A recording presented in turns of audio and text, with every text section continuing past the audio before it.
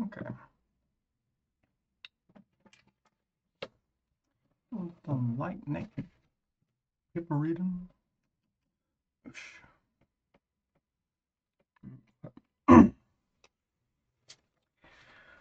I'm about to implement some loss curve visualization, so I just want to review this paper to make sure I'm not missing anything that could be useful. I've already started on it, so I'm just going to finish up. We're on page 4, sharp versus flat dilemma. Okay. It's widely thought that small batch SGD produces flat minimizers that generalize well, while large batches produce sharp minima with poor generalization. This claim is disputed, though, with Den et al., Kawaguchi et al., arguing that generalization is not directly related to the curvature of loss surfaces. Some authors proposing specialized training methods that achieve good performance with large batch sizes. Here we explore the difference between sharp and flat minimizers. We begin by discussing difficulties that arise when performing such a visualization, and how proper normalization could prevent such plots from producing distorted results. We train a CIFAR 10 classifier using a 9-layer VGG network with batch normalization for a fixed number of epochs. We use two batch sizes, a large batch size of 8,192, 16.4% of the training data of CIFAR 10, and a small batch size of 128. Let theta S and theta L indicate the solutions obtained by running SGD using small and large batch sizes, respectively. Okay, using the linear, oh yeah, it's important detail.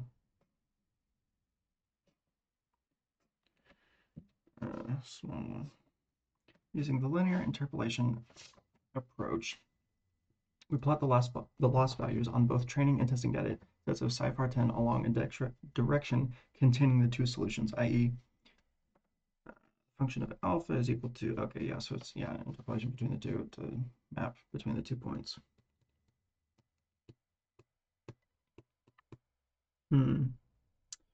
Oh, interesting, okay. Yeah, so each of them found a minimum. And yeah, interesting.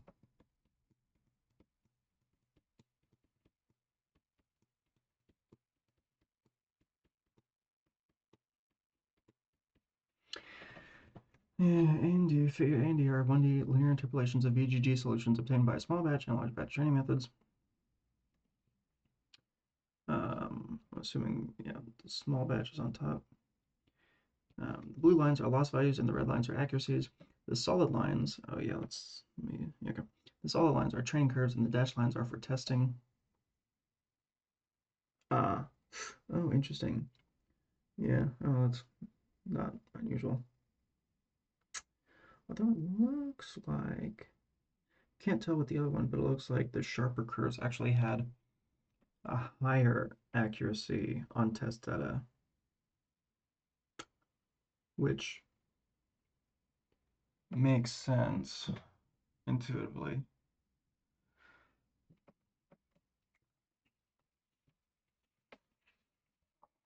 Because it's although I'll come back to that. Let's see. Small batch is that abscissa. Oh, whoops, here, what happened? A large batch is at abscissa or abscissa 1. The corresponding test errors are shown below. B and E shows the change of weights norm magnitude during training. L2 norm of weights.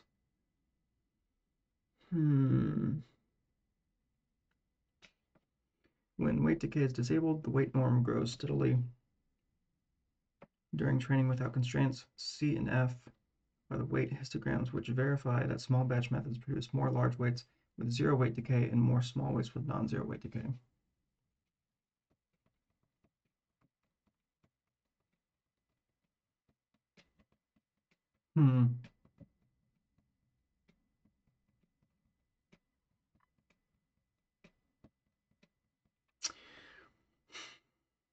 Yeah, I mean, smaller weights are nice if you have an exploding gradient, right? But larger weights It depends on the layer. If you have smaller weights in one layer, you might want larger weights in the next layer to counteract each other.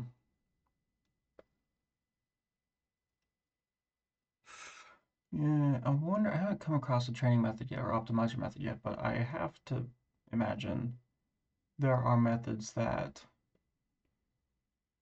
um, evaluate the gradient on each update to see if there are exploding or vanishing gradients, and then adjust the weight decay based on that. If this is a consistent result, that the weight decay produces zero weight decay produces larger weights, and zero weight decay or some weight decay, non-zero weight decay produces small weights. Plot the loss values on both training and testing data sets of Cypher 10 along the direction containing the two solutions. Figure 2a shows a linear interpolation plots with theta s, theta small at x-axis location 0 and theta large at location 1. As observed by 24, we can clearly see that the small batch solution is quite wide, while the large batch solution is sharp. Observed by 24, we can close. Figure 2a. Yeah. Okay. Small batch, quite wide, yeah. So that's a small batch.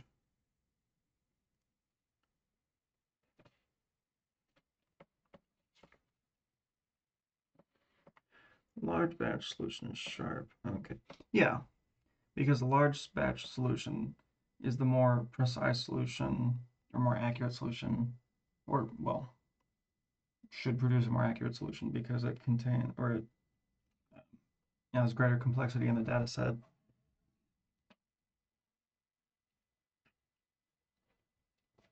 However, this sharpness balance can be flipped simply by turning on weight decay.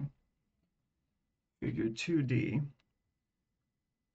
Sharpness balance can be flipped simply by turning on weight decay. Figure 2D show a result of the same experiment, except this time with a non-zero weight decay parameter. This time, the large batch minimizer is considerably flatter than a sharp small batch minimizer.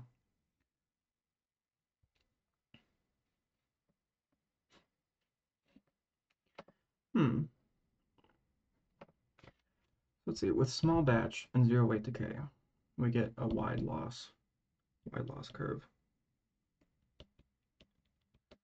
With zero weight decay and large batches, we get sharp loss. And with non-zero weight decay and small batches, we get sharp loss. Non-zero weight decay and large batches, we get smooth loss.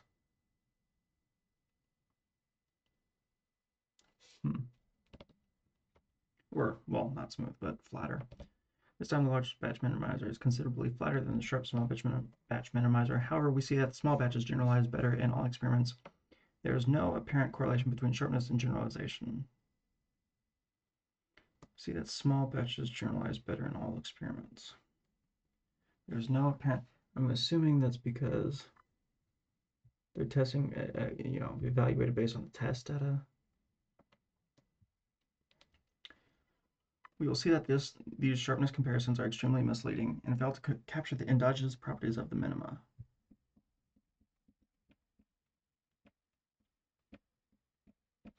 That's interesting. Okay, so if the small batches,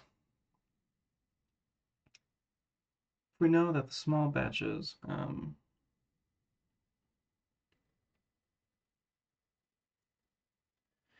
small batches generalize better in all experiments, but we also want a smoother or flatter loss curve because that's been found to make training easier or more reliable. Then I guess we would want the zero weight decay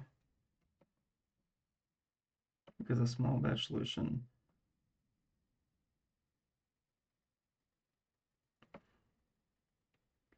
with no weight decay. A small batch solution is quite wide with no weight decay. Apparent differences in sharpness can be explained by examining the weights of each minimizer. Histograms of the network weights are shown for each experiment in figure 2C and 2F. We see that when a large batch is used with zero weight decay, the resulting weights tend to be smaller than in the small batch case. Hmm.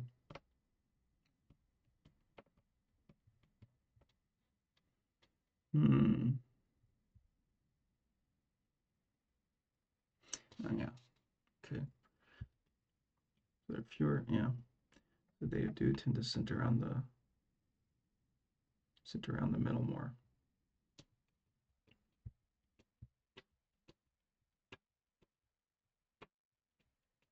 Hmm.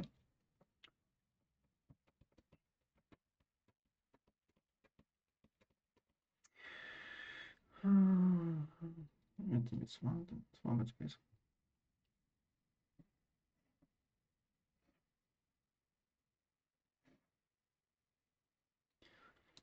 Large batches used with zero weight decay, weights tend to be smaller.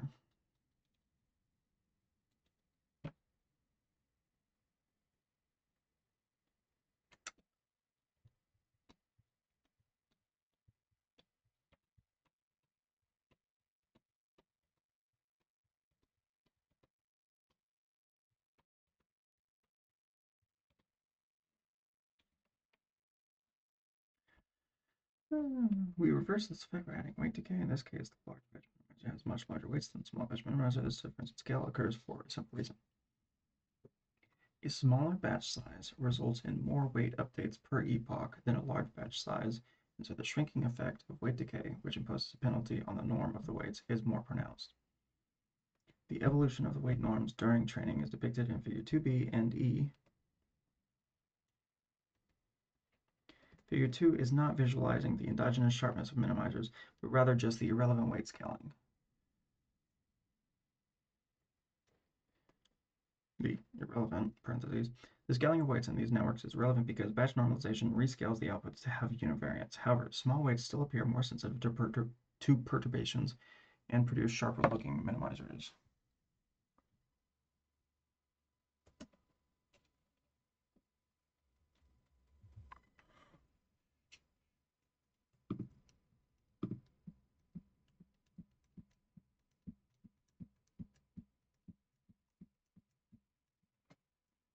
Okay.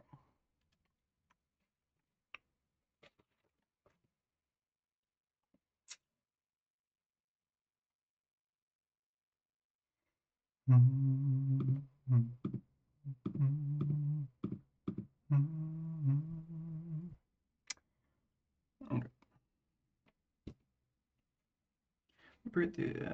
The small weights still appear more sensitive to perturbations. Hmm.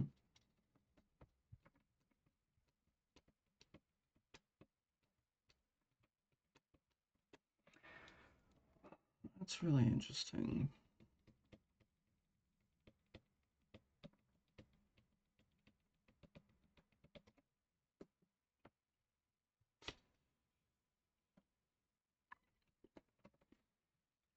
Okay.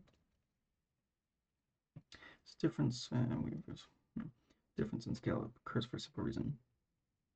A smaller batch size results in more weight updates per epoch than a large batch size.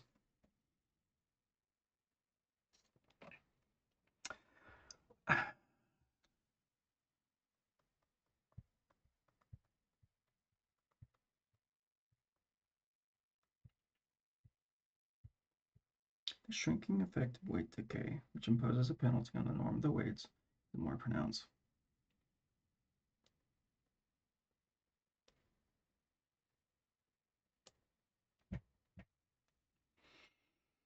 Hmm.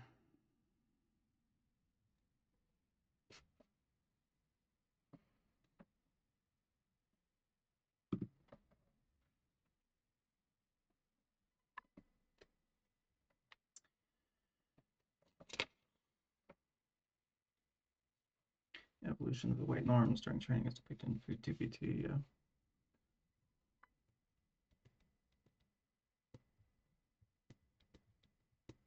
Yeah. Because as I've noticed in my own tests, the weights do tend to increase and increase more and more and more.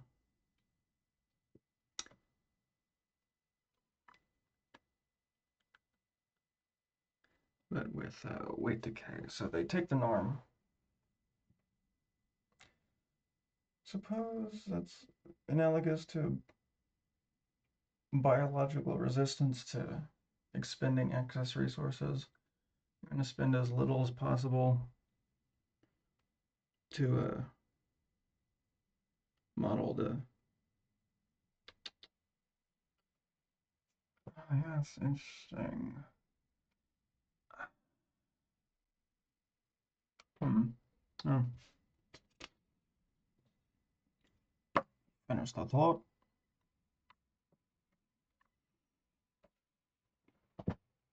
See, filtered normalized plots. We repeat the experiment in figure 2, but this time we plot the loss function near each minimizer separately using random filter normalized directions.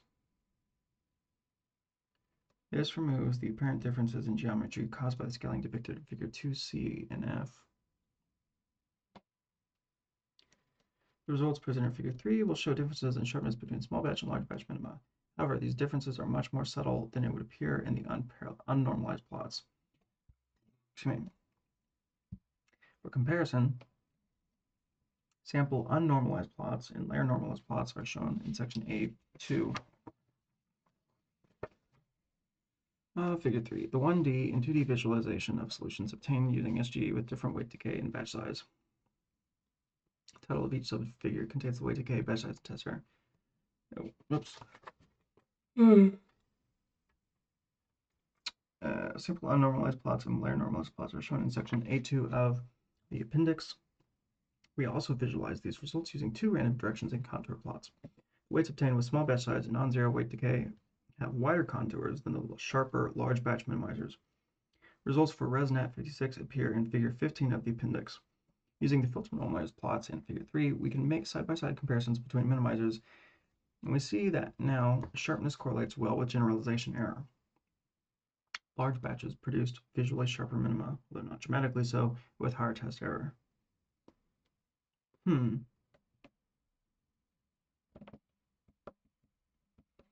So large batches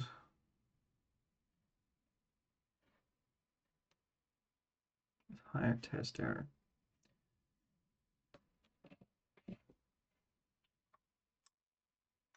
Because they don't generalize as well, because they're given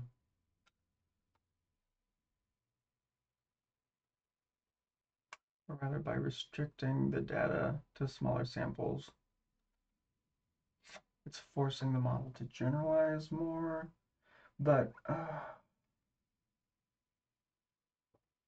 mean, it's not necessarily forcing it to generalize more. I mean, the fact that each batch is randomly sampled.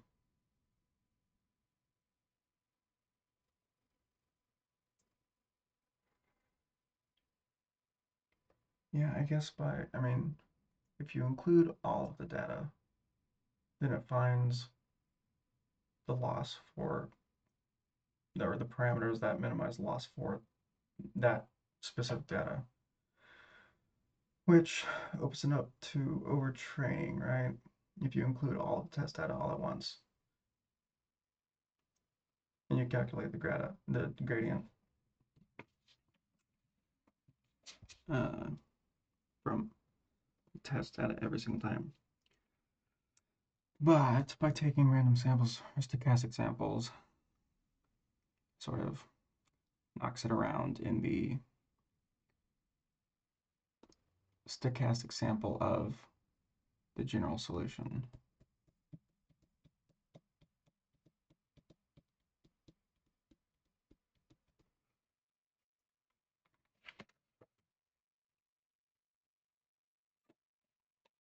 What makes neural networks trainable? Insights on the non-convexity structure of loss surfaces. Our ability to find global minimizers to neural loss functions is not universal. It seems that some neural architectures are easier to minimize than others. Y'all? For example, using skip connections, the authors of 17 trained extremely deep architectures, while comparable architectures without skip connections are not trainable. Furthermore, our ability to train seems to depend strongly on the initial parameters from which training starts. Using visualization methods, we do an empirical study of neural architectures to explore why the non-convexity of loss functions seems to be problematic in some situations but not in others. We aim to...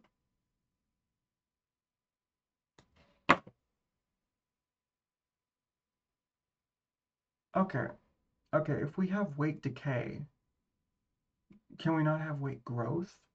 Can we not solve the vanishing weight problem and or the vanishing and exploding gradient problem by essentially treating each layer like it's, supposed to sum to one, like a Gaussian filter. The average of the components across a Gaussian filter sum to one. So for every unit you take across the source, it's essentially an identity that it maintains the average statistic across the input and the output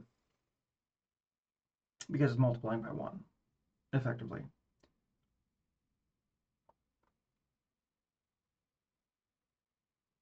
So could we essentially do the same thing if we apply layer normalization to every single layer, but not just weight decay, also weight growth, to bring the layer norms closer to one? Would models be able to find a solution, or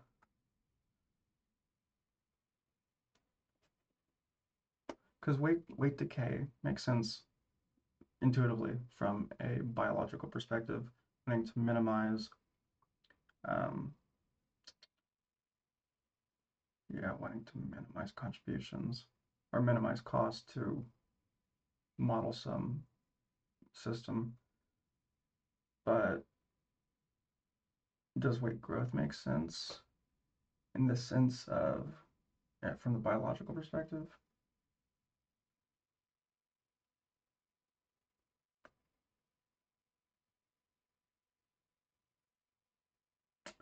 I mean,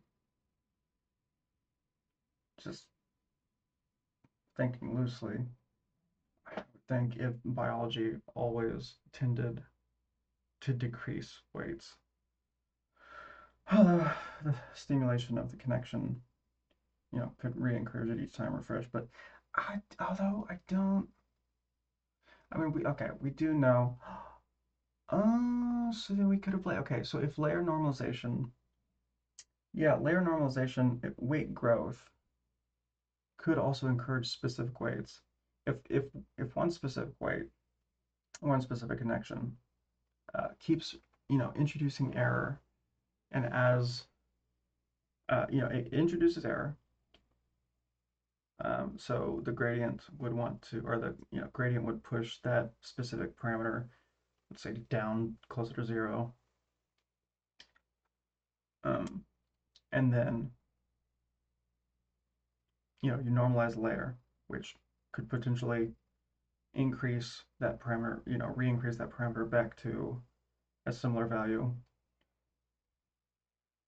If that parameter is consistently an erroneous connection, then I would expect backprop to continue pushing it towards zero, in which case, across our training data, across our samples, we could take the statistic of the activations of the neurons, and for any neurons that are repeatedly repressed or suppressed, consistently remain around zero despite normalization, I'd say that's a good candidate for ablation. But weight decay versus weight growth.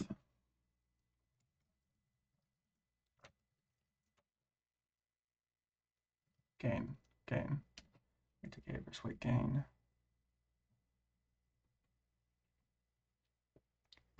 Weight decay is a regularization technique that penalizes light weights, encouraging smaller, more generalized models.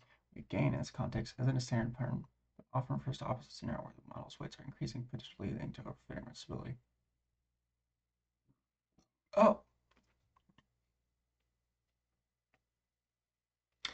the term weight gain is not a standard term in machine learning.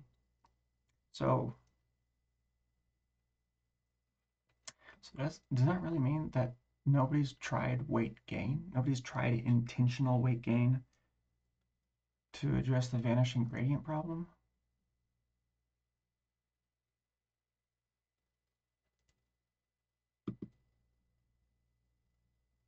Hmm,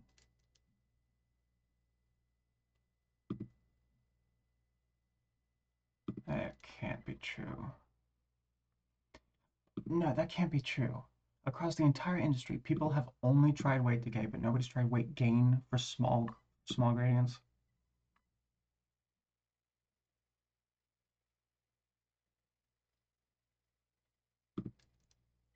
Okay, it might just be called something else. It might be called weight growth, like I originally thought.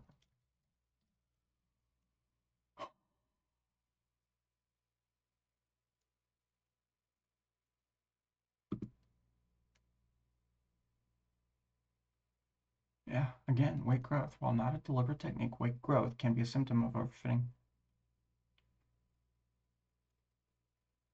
Interesting. Okay, and I know for a fact the reason that the original without the skip connections, without the residuals, the reason they were considered untrainable, completely infeasible, not just they take a long time, but completely infeasible, is because of the vanishing gradient problem. So could we instead, and the skip connections supposedly address that problem by allowing the gradients to flow through the feed-forward networks through the skip connection, or over the feed-forward networks through the skip connection.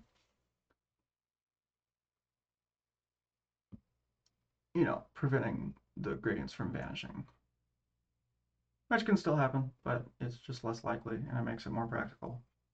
So, if we could instead, I hate the skip connections because I feel like it's compressing the latent space, but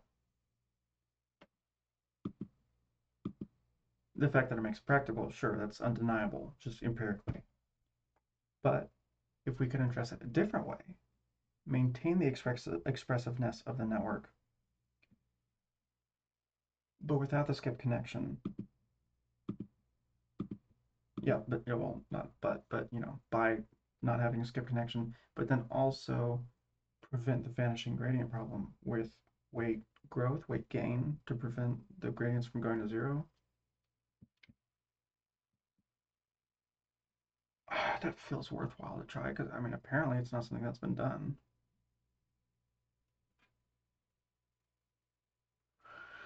That's promising, although it only works, or it's really only a big deal for deep, deep networks wherein gradients vanish.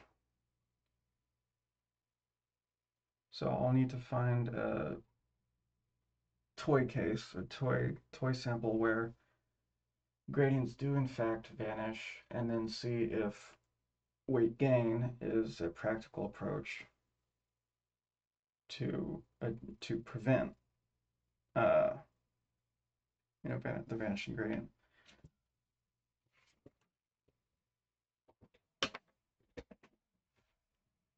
Hmm.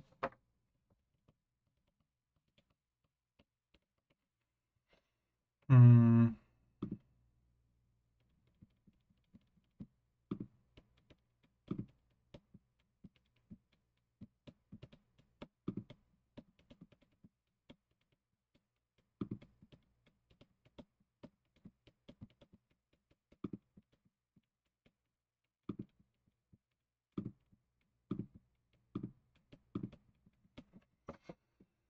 Okay, back to reading. What makes neural networks trainable? Insights on the. Oh, wait. Yeah, okay, I already read part of this. Furthermore, ability to trans. Oh, yeah. Well, comparable architectures without skip connections are not trainable. Yeah, that's what I just finished reading. Extremely deep network. Well, comparable architectures. Now skip connections are not trainable. Furthermore, our ability to train seems to depend strongly on the initial parameters from which training starts. Using visualization methods, we do an empirical study of neural architectures to explore why the non-convexity of loss functions seems to be problematic in some situations, but not in others. We aim to provide insight into the following questions. Do loss functions have significant non-convexity at all? If prominent non-convexities exist, why are they problematic in all situations? Why are some architectures easy to train, and why are results so sensitive to the initialization? We'll see that different architectures have extreme differences in non-convexity structure that answer these questions, but these differences correlate with generalization error. Oh, these differences correlate with generalization.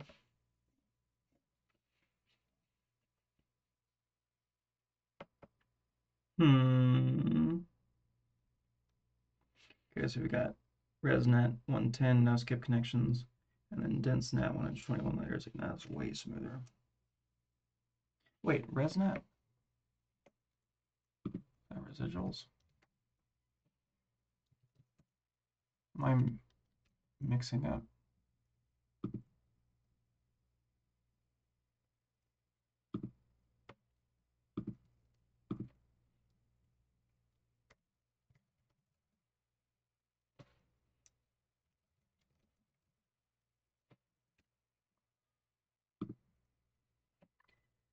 Residual neural networks. Deep learning experts. There's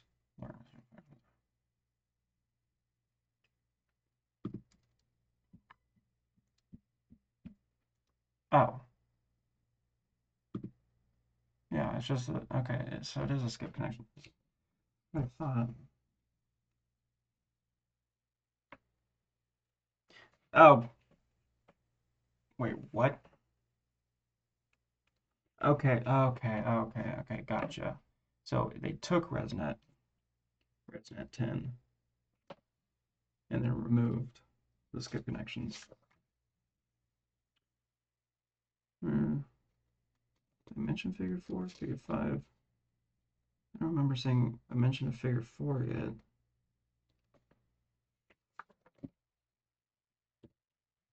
And there's figure 3. I mentioned figure 3. I don't mention figure 4 yet. Oh, okay. Okay, let's see. Using visualization, we do empirical study of mineral more than lots of some but not others. Why this? Okay, so here's the question they're trying to answer: why the non-convexity of loss functions seems to be problematic in some searches but not in others. We aim to provide insight into the following questions: do loss functions have significant non-convexity at all? If prominent non-convexities exist, why are they not problematic in all situations? Why are some architectures used to train? And why are results so sensitive to the initialization? I mean, I feel like the reason the results are sensitive to initialization is obvious. Looking at that extremely sharp topology, I mean, if you're going down a hill, it depends on where you start in the mountain.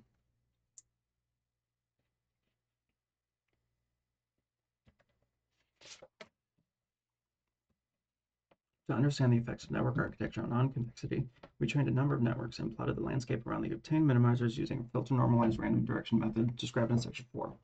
We consider three classes of neural networks. One, ResNets that are optimized for performance on CIFAR 10. We consider ResNet 2056-110, where each name is labeled with the number of layers it has. Number 2, VGG-like networks that do not contain shortcut skip connections. Excuse me. We produce these networks simply by removing the shortcut connections from ResNets. We call these networks ResNet 2056-110, no short. 3, wide ResNets that have more filters per layer than the CIFAR 10 optimized networks. All models are trained on the CIFAR 10 dataset using SGD with Nesterov momentum, batch size 128, and 0.0005 weight decay for 300 epochs. The learning rate was initialized at 0.1 and decreased by a factor of 10 at epochs 150, 225, and 275. Deeper experimental VGG-like networks, e.g. ResNet 56 no short, as described below, required a smaller initial learning rate of 0.01 High-resolution 2D plots of the minimizers for different neural networks are shown in Figure 5 and Figure 6. Results are shown as contour plots rather than surface plots because this makes it extremely easy to see non-convex structures and evaluate sharpness. For surface plots of ResNet 56, see Figure 1. Note that the center of each plot corresponds to the minimizer, and the two axes parameterize two random directions with filter-wise normalization as in 1. We make several observations below about how architecture affects the loss landscape. The effective network depth. From Figure 5. Oh, wait. They skip straight to Figure 5? I don't remember them mentioning Figure 4 anywhere in here. I mean, they already mentioned Figure 5 and 6, but... And they just skip straight over Figure 4. Effect of network depth. Okay. This is, I think, where... From Figure 5, we see that network depth has dramatic effect on the loss surfaces of neural networks when skip connections are not used. Yeah.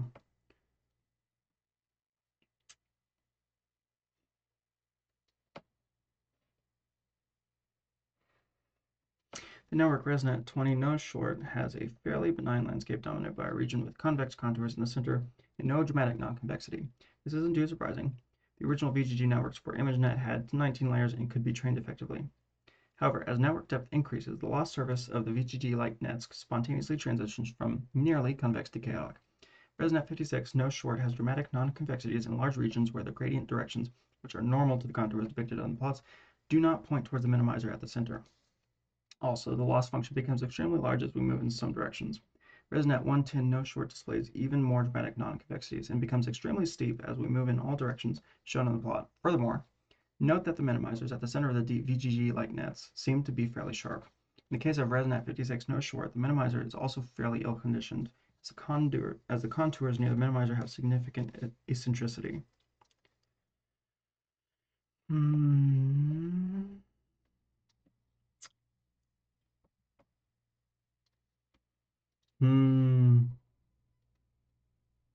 Dang. What a squiggly mess. Yeah, wow.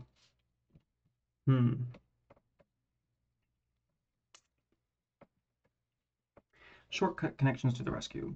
Shortcut connections have a dramatic effect of the geometry of the loss functions. In Figure 5, we see that residual connections prevent the transition to chaotic behavior as depth increases. In fact, the width and shape of the 0.1 level contour is almost identical for the 20 and 110 layer networks. Interestingly, the effect of skip connections seems to be most important for deep networks. For the more shallow networks, ResNet 20 no short. Oh! I just thought, okay, I just thought of a biological mechanism that would explain why weight gain is a natural biological process. But I'm going to keep that to myself, and I'll introduce that in my paper. Okay.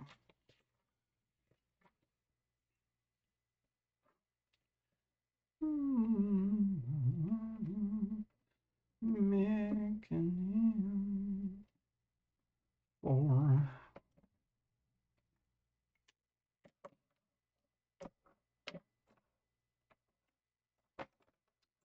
for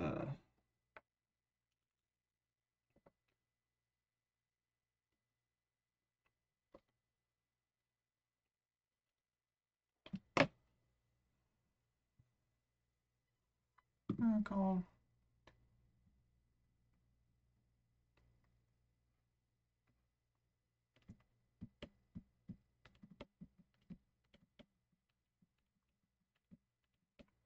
as a penalty term proportional to the square of the weights of the loss function.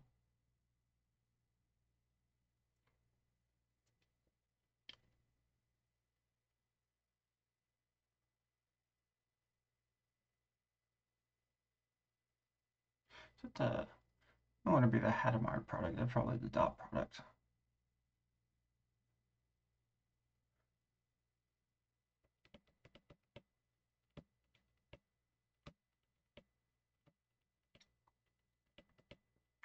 Weight decay can help prevent exploding gradients, a phenomenon where gradients become very large, cause in a single chain. Rate decay can interact with batch normalization layers, sometimes leading to instability.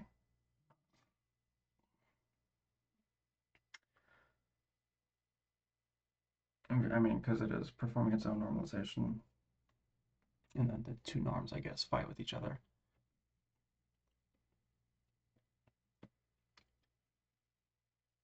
Rate decay and span.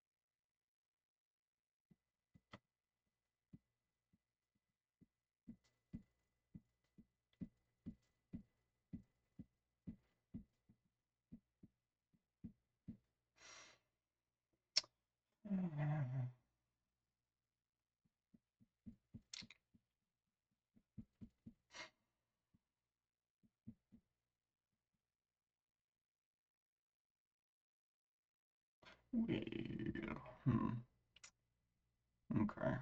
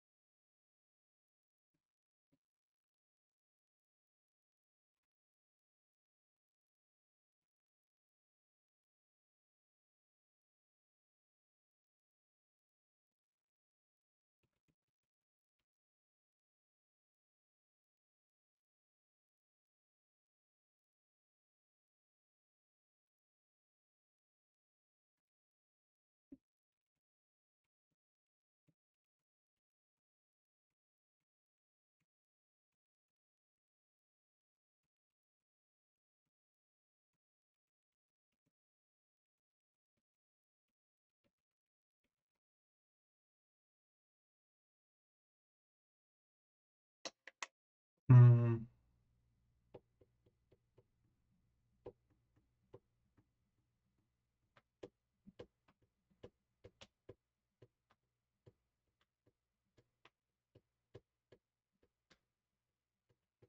Oh yeah, that's right. Okay, so using the Gaussian comparison,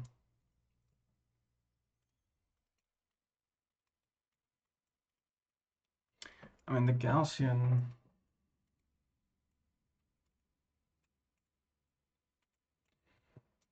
the kernel is applied repeatedly, so it's which acts like a sparsely connected layer instead of a densely connected layer. So then generalizing the kernel, the Gaussian kernel of magnitude 1, generalizing that to a fully connected network then it shouldn't be the norm across all weights. It should be the norm for the weights of a specific neuron, because that's the rule that's being applied to, the input is being multiplied across the kernel and summed all to the same average. It's a conservative operator. Right, so we want to take all the neurons, all the activations of the previous layer multiplied by the weights, and that should result in the same. It should effectively multiply by 1 for each neuron. So we want to normalize the weights per neuron, but not per layer.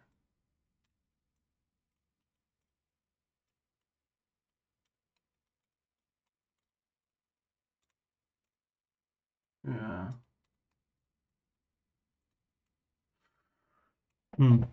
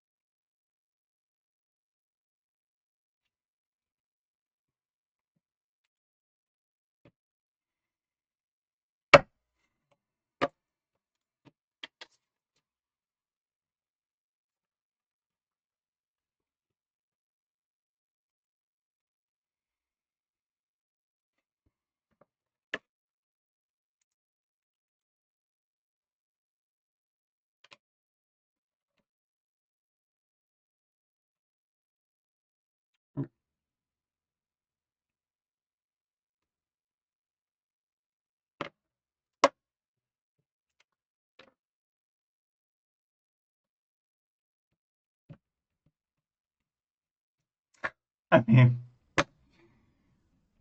yeah, God, in retrospect, it feels like such an obvious answer. Somebody has got to have tried that. I cannot be the first to think of that.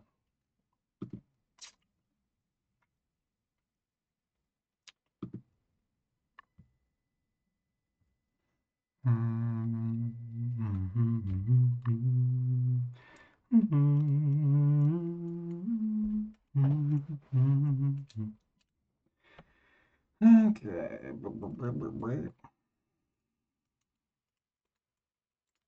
Hmm.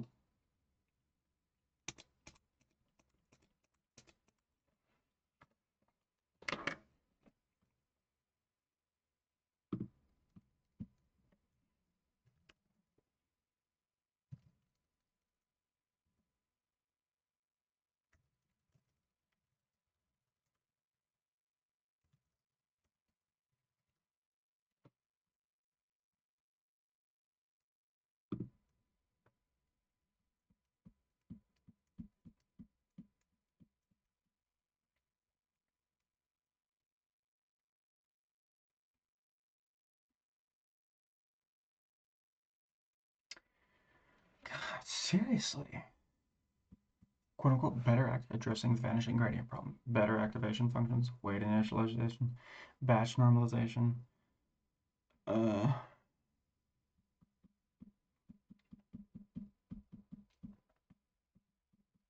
Normalizes the activations within each mini batch.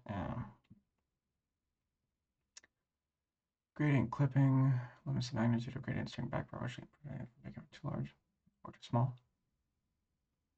Okay, clipping, gradient clipping. Oh, wait.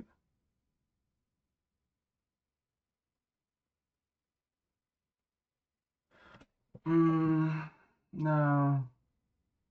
Yeah, that's that. I mean, hey, that's a direct approach. You don't want to get them too small or too large, so you just set bounds, you clip it. As you know, it makes sense from that perspective. It just isn't. There's no biological analog there.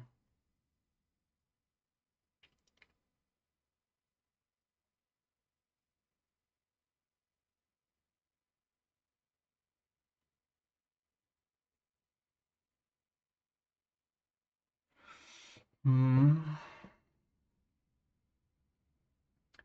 Skip connections allow gradients to bypass multiple. Yeah, yeah. Careful choice of network architecture. Yeah.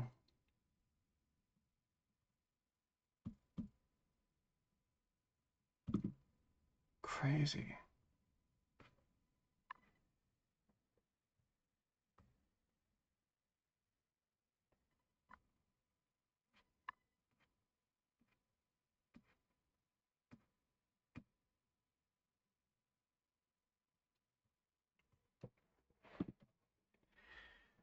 Oh. Okay, let me finish the paper so I get distracted.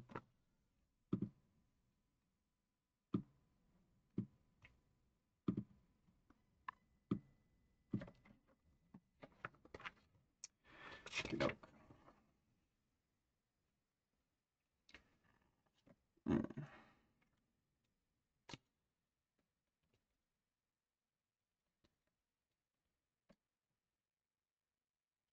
55, we see the residual connections prevent the transition to chaotic behavior as depth increases. In fact, the width and shape of the 0.1 level contour is almost identical for the 20 and 110 layer networks. Interestingly, the effect of skip connection seems to be most important for deep networks. For the more shallow networks, ResNet 20 and ResNet 20, no short effect of skip connection are unnoticeable. However, residual connections prevent the explosion of non-convexity that occurs when networks get deep. This effect seems to apply to other kinds. No skip connections as well. Figure 4 shows loss. No noticeable non-convexity. Wide models versus thin models. To see the effect of the number of convolutional filters per layer, we compare the narrow cipher-optimized ResNets with wide ResNets, multiplying the number of filters per layer by k equals 2, 4, and 8. From figure 6, we see that the wider models have lost landscapes with no noticeable chaotic behavior. Increased network width resulted in flat minima in wide regions of apparent convexity. We see that increased width prevents chaotic behavior and skip connections dramatically widen minimizers. Finally, note that sharpness correlates extremely well with test error.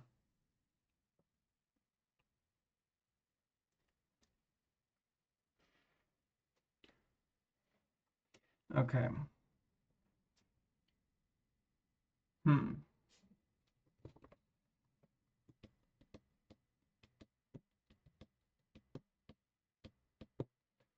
6. Test errors reported below each figure.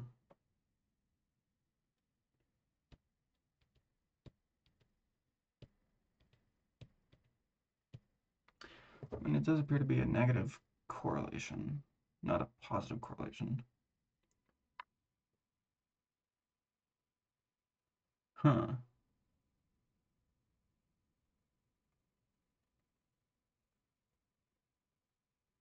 Yeah.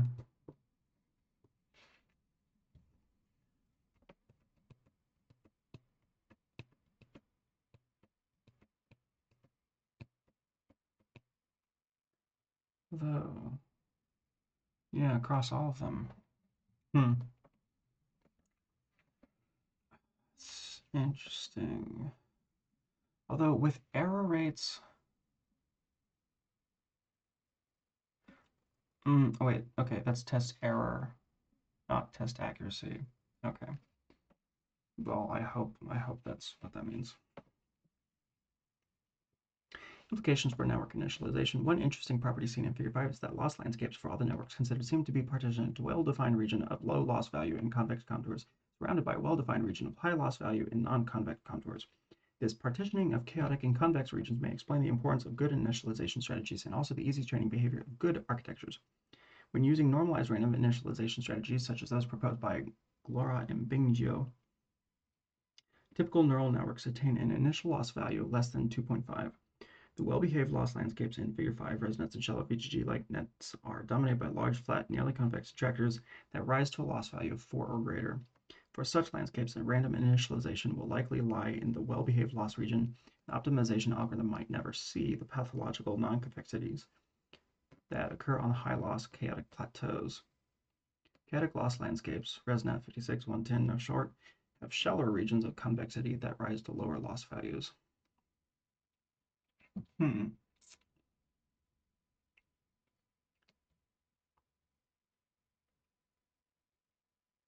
For sufficiently deep networks with shallow enough attractors, the initial iterate will likely lie in the chaotic region where the gradients are uninformative.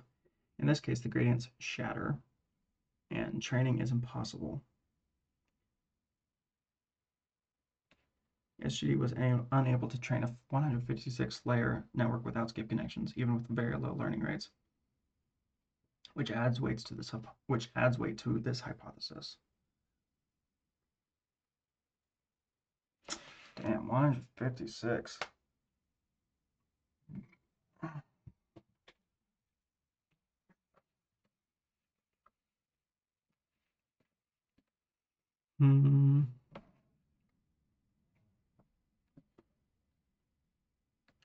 Likely lie in the chaotic. For sufficiently deep networks with shallow enough attractors, the initial iterate will likely lie in the chaotic region where the gradients are uninformative. In this case, the gradients shatter and training is impossible. SGD was unable to train.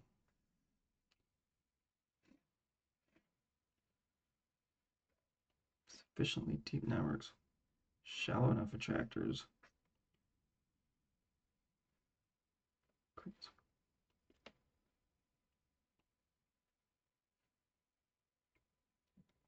Landscape geometry affects generalization. Both figures 5 and 6 show that landscape geometry has a dramatic effect on generalization. First, note that visually flatter minimizers consistently correspond to lower test error, which further strengthens our assertion that filter normalization is a natural way to visualize loss function geometry.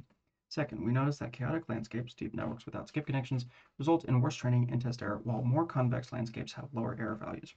In fact, the most convex landscapes, wide resonance in the top row of figure 6, generalize the best of all and show no noticeable chaotic behavior. A note of caution, are we really seeing convexity? We are viewing the loss surface under dramatic dimensionality reduction, and we need to be careful how we interpret these plots. One way to measure the level of convexity in a loss function is to compute the principal curvatures, which are simply eigenvalues of the Hessian. Oh, simply. Yes, simply eigenvalues of the Hessian. Of course, if I were more familiar with those terms, that would probably be obvious. I know what eigenvalues are, and I know what Hessian is, but a truly convex function has non-negative curvatures, a positive semi-definite Hessian, while the non-convex function has negative curvatures. It can be shown that the principal curvatures of a dimensionality reduced plot with random Gaussian directions are weighted averages of the principal curvatures of the full dimensional surface, where the weights are chi-square random variables. This has several consequences. First of all, if non-convexity is present in the dimensionality reduced plot, then non-convexity must be present in the full dimensional surface as well. However, apparent convexity in the low dimensional surface does not mean the high dimensional function is truly convex. Rather, it means that the positive curvatures are dominant. More formally, the mean curvature or average eigenvalue is positive. While this analysis is reassuring, one may still wonder if there is significant hidden convexity that these visualizations fail to capture.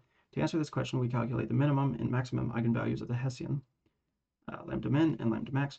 Figure 7 maps the ratio lambda min over lambda max across the loss surfaces studied above, using the same minimizer and the same random directions. Blue color indicates a more convex region near zero negative eigenvalues relative to positive eigenvalues, while yellow indicates significant levels of negative curvature. We see that convex-looking regions in our surface plots do indeed correspond to regions with insignificant negative eigenvalues, i.e. there are not major non-convex features that the plot missed, while chaotic regions contain large negative curvatures for convex-looking surfaces like DenseNet. The negative eigenvalues remain extremely small, less than 1% the size of the positive curvatures over a large region of the plot. Pointing the filter normal surface plot. Okay, the maximum eigenvalue of the Hessian and map the ratio of these two.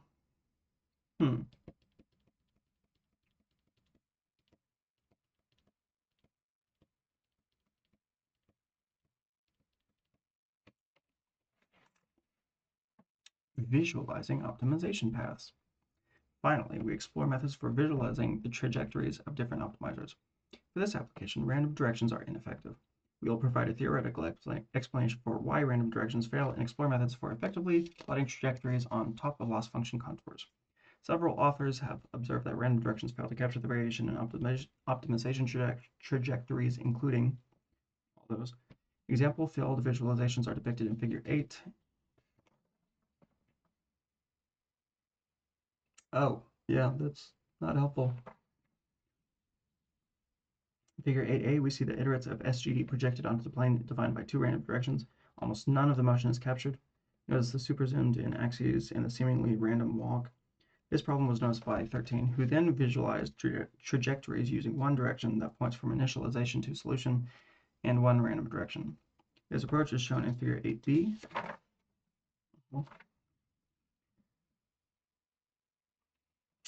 As this approach is shown in Figure 8b. As seen in Figure 8c, the random axis captures almost no variation, leading to the misleading appearance of a straight line path.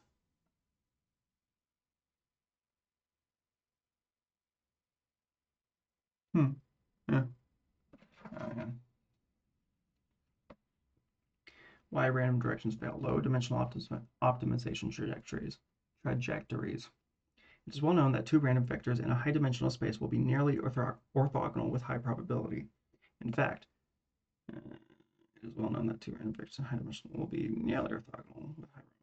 In fact, the expected cosine similarity between Gaussian random vectors in n dimensions is roughly square root of 2 over pi n.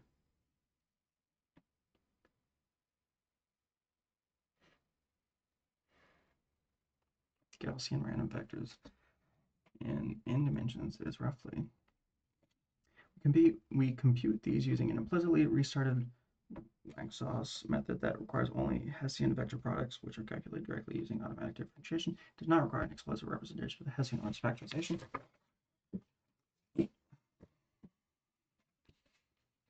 Figure 8, ineffective visualizations of optimizer trajectories. These visualizations suffer from the orthogonality of random directions in high dimensions. This is problematic when optimization trajectories lie in extremely low dimensional spaces. In this case, a randomly chosen vector will lie orthogonal to the low rank space containing the optimization path, and a projection onto a random direction will capture almost no variation. Figure 8b suggests the optimization trajectories are low dimensional because the random direction captures orders of magnitude less variation than the vector that points along the optimization path. Below, we use PCA directions to directly validate this low dimensionality and also to produce effective visualizations. And this was the whole reason I read this paper in the first place, to get to PCA. Although all the other information is great. To capture variation trajectories, we need to use non-random and carefully chosen directions. Here, we suggest an approach based on PCA that allows us to measure how much variation we've captured. We also provide plots of these trajectories along the contours of the loss surface. Let theta sub I denote model parameters of epoch I, and the final parameters after n epochs of training are denoted theta n. Given n training epochs, we can apply PCA to the matrix m equals theta sub 0 minus theta, all that.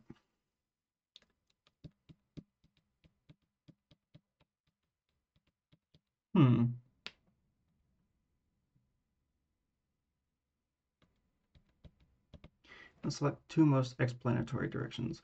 Optimizer trajectories, blue dots, and loss surfaces along primary trajectories are shown in Figure 9. Epochs where the learning rate was decreased are shown as red dots. Epochs where the learning rate was decreased are shown as red dots. Oh yeah, where's that?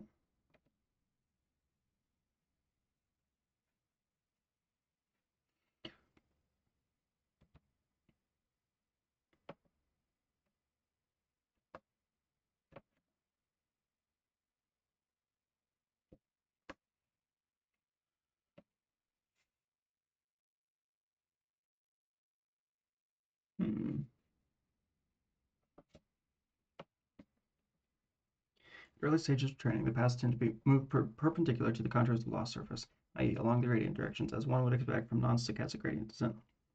The stochasticity becomes fairly pronounced in several plots during the later stages of training. This is particularly true of the plots that use weight decay and small batches, which leads to more gradient noise. and more radical departure from the nervous and kinetic directions. When weight decay and small batches are used, we see the path turn nearly parallel to the contours and orbit the solution when the step size is large. When weight decay and small batches are used, we see the path turn nearly parallel to the contours and orbit the solution when the step size is large. When the step size is dropped at the red dot, the effective noise in the system decreases, and we see a kink in the path as the trajectory falls into the nearest local minimizer. Finally, we can directly observe that the descent path is very low dimensional. Between 40% and 90% of the variation in descent paths lie in a space of only 2 dimensions. The optimization trajectories in Figure 9 appear to be dominated by movement in the direction of a nearby attractor. This low dimensionality is compatible with the observations in Section 6, where we observe that non-chaotic landscapes are dominated by wide, nearly convex minimizers.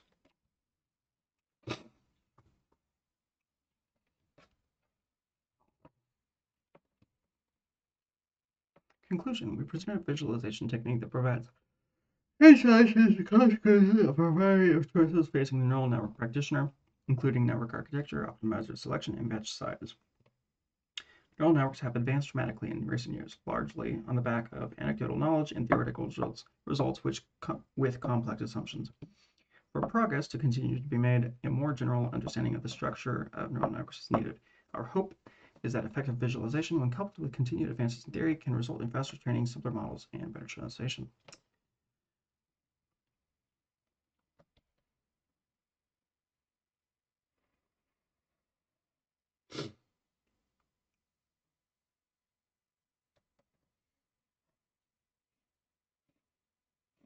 Simpler models for sure.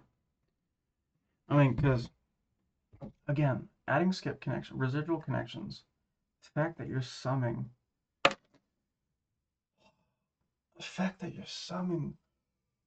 excuse me,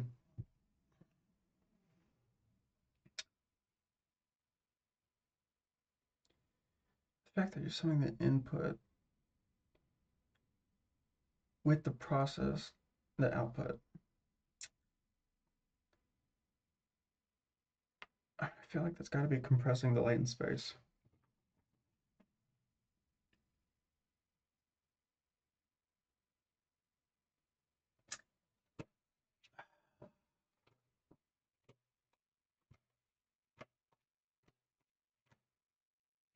Well, yeah, something to think about another time. Okay, good night.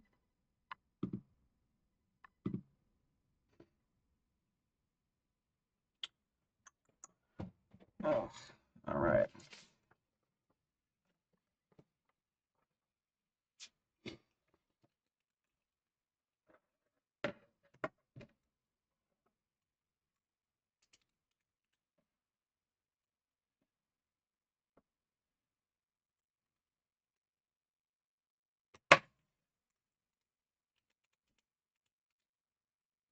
Mm.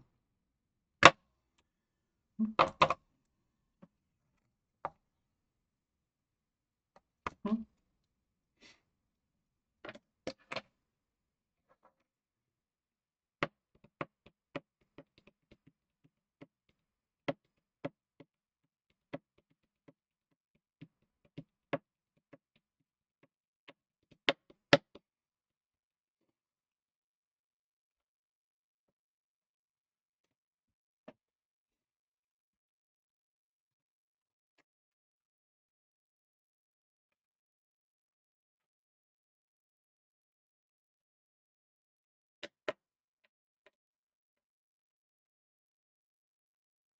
Mm.